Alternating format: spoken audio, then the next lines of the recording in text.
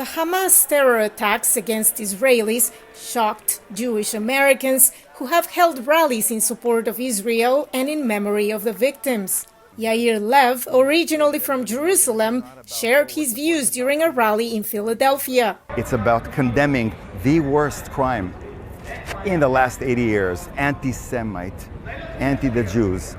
And we can't tolerate this, and we have to do something, all of us, no matter what the religion or race, to do whatever we can to support Israel in these terrible times. Most Jewish Americans polled by Pew Research Center in 2019 and 2020 said they believed caring about Israel was an essential or important part of what being Jewish means to them. But data also showed emerging differences between the younger and older generations, which some analysts say still prevail. There's much stronger identification with Israel, a much stronger sense that that Israel is part of our identity and part of what it is to be Jewish among older Jews and among more religious Jews. Jews that are both unaffiliated and are younger, you would find that probably a majority of them don't actually very strongly identify with Israel. Some of the younger Jewish Americans who protested on the U.S. Capitol grounds in mid-October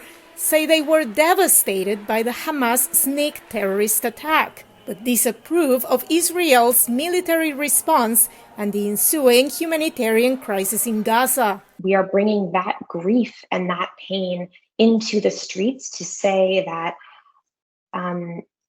this war, this assault on the Palestinian people that is happening right now is not going to keep our relatives safe.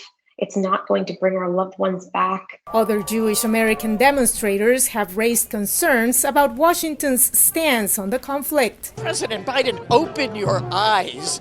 Look at what's happening in Gaza. Look at the devastation in Gaza.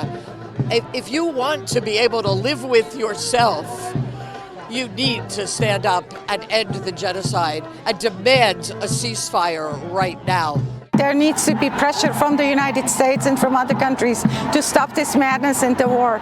Asher Kaufman, a professor of history and peace studies, noted that as Israel's counterattack continues and the death toll from the violence climbs, it becomes more difficult to hold nuanced views on the conflict. You can condemn the actions that Hamas perpetrated on October 7th. And at the same time, you could also be critical of the Israeli continued occupation of the West Bank and the siege of Gaza.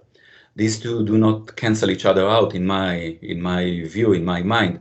But it's very hard now to make these complex observations. People have no patience. In Kaufman's view, the divide could become even deeper if the humanitarian situation in Gaza worsens. Verónica Valderas Iglesias, VOA News, Washington.